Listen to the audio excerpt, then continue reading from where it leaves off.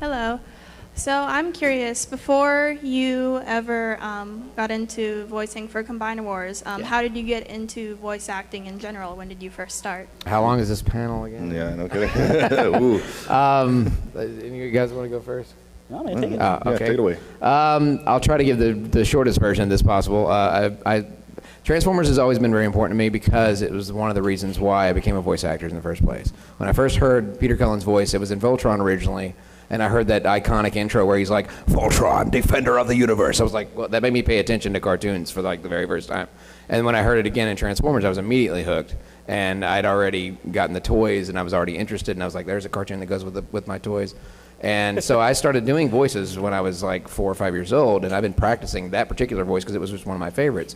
And eventually that led to doing other impressions and other original character stuff, doing a lot of sketch comedy, puppet work at our local church, college, all the different stuff that was around, local theater, whatever. I was kind of like the go-to sketch guy. It was like, hey, we need to do this thing. Here's an idea, make something funny out of it or whatever. So I was always the guy that doing improv, whatever. And I didn't realize that all the things I was doing were really training to become a voice actor. My brother started doing research. Actually, you can thank my older brother for a lot of the information on some of these other voice actors. Back then, there wasn't anything on the internet. You couldn't just type in voice of Prowl and find Michael Bell. So he started working for a subsidiary of Google, putting those things together, and it got me interested in who did what, because they didn't used to credit who did what. They just put the names up, and that was it. So we had no idea who Optimus Prime was. It was just a whole list of names. So all of this stuff was training and knowledge and information about, just all research, all for free, didn't do coaches, conventions, whatever. And eventually, when I met my wife, I was still doing voices to kind of impress her family so they would like me. And after we got married, she created a MySpace page, which was the then social media thing that I thought would never ever last with the whole social thing.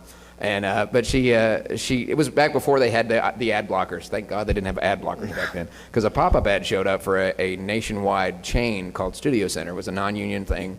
But they had locations across the country, and one of them happened to be in Memphis, which is where I live, or really close to it. And she's like, they have a location right there. You could go try out. I'm like, what? That's stupid. She's like, the worst thing you can do is say no. What do you got to lose? And I'm like, that's a really great advice. So I went and tried out, blew them away. They started sending me auditions very quickly. Within 11 days of my first audition, I already booked my first series of commercials, walked away with a check that I thought was huge. I mean, for union standards, it's probably pretty small, but for me, making $200 a week driving a forklift, that was like, oh, holy crap. That's like 3 weeks paychecks for me. And it led to booking a few commercials or trailers, whatever, a month. I was just auditioning part-time. And then the job I had, my full-time job went bankrupt. And when coming out of that, they closed down our warehouse. So the company stayed open, but our location shut down. So I had a month's severance package, a small 401k I had to cash out, and unemployment that I lived off of for about 6 months. And basically, my wife says, why don't we just try the voice thing full-time? And I started doing that. Guy in LA heard me online, said, man, I think you got a really great trailer voice. I think we could work with you. Hi, Chris.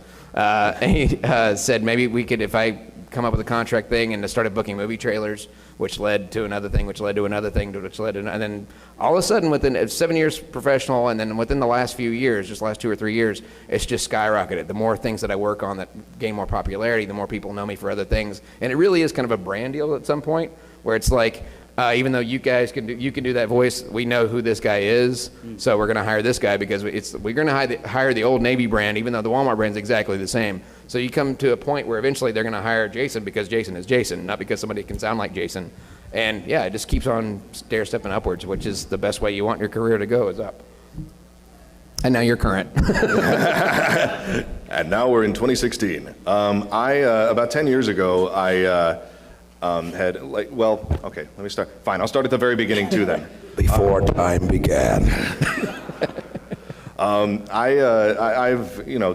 think most people when you're a little kid will do impressions and things like that, and goofy voices and whatnot. And so I of course was doing that when I was younger, and being 5 years old, I'm sure that my impression of Jafar from Aladdin did not sound very good, but I thought it did.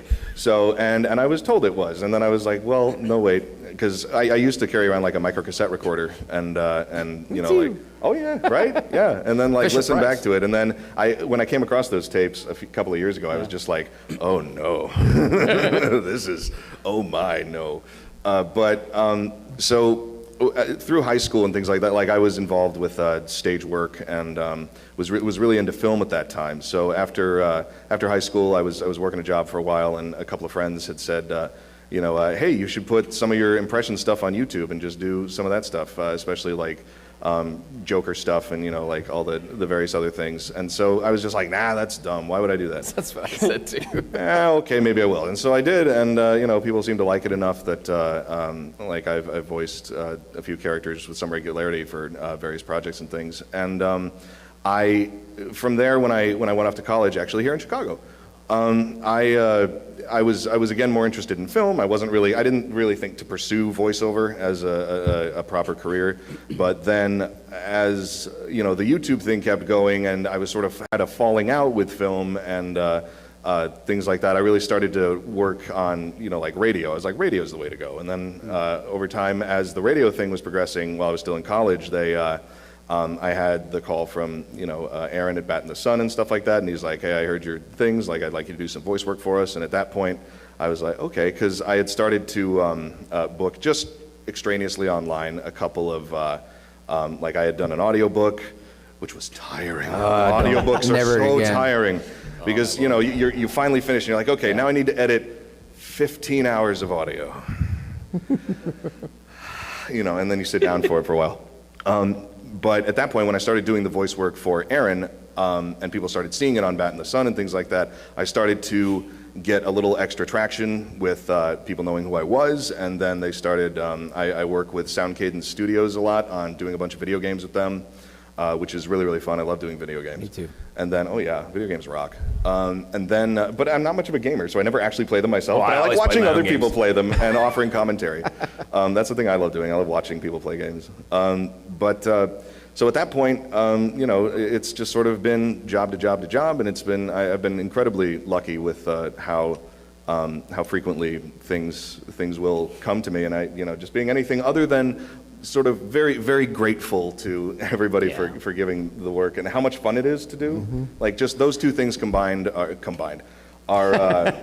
just beautiful. We found it, folks. We found it. Yeah, we found it. We finally got a combined joke in there. That's the first one of the night.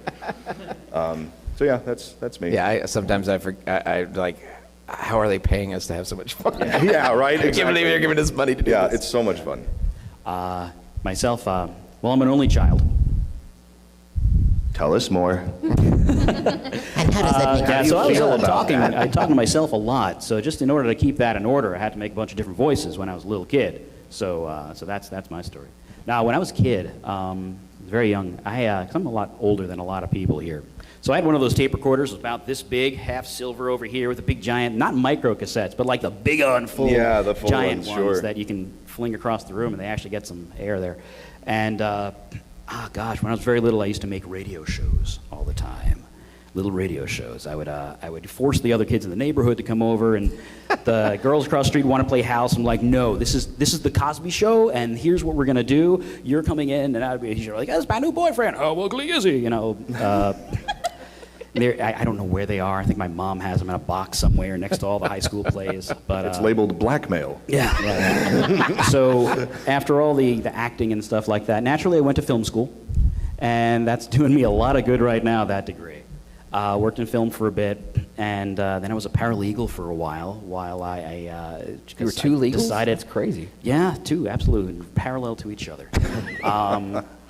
But yeah, because eventually film students want to pay the rent. And I remember the moment back in the 90s. I was actually watching Beast Wars. And it was the first time I saw, Beast Wars, right? And I saw Scott McNeil, and he played all these different characters that were so different from each other. And Frank Welker clearly had been on, like, this idol of mine. But I just remember this moment of standing there. I think it was like late 90s, early 2000s, and I'm like, I want to do that. That is the most fun that you can have, and have people pay you for this, right? So, it was about just over 10 years ago. I just went whole hog, let everything go, and just went full force into this.